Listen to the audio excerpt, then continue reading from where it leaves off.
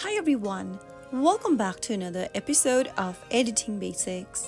In this video, we will be learning how to edit Alight motion presets. Editing Alight motion presets allows you to customize pre-made effects, transitions, or animations to suit your project. So here's how you can edit presets in Alight Motion. First of all, make sure that you open up your Alight Motion application on your preferred mobile device. Once you open it up, click on the plus button at the bottom and create a project.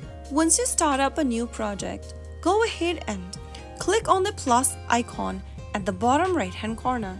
From the menu, select Templates. Inside the Templates option, you will be able to find presets. If you don't have any presets added on the page, click on Discover More Templates and from the Templates and Presets menu, go ahead and download one. Click on Import in order to import the preset onto your project. Now, select the preset you would like to edit and you will be able to see that you have imported the preset to your timeline. Now you can furthermore edit your preset according to your need, and that's how you will be able to edit Alight Motion presets. If you found the video to be helpful, go ahead and give us a thumbs up.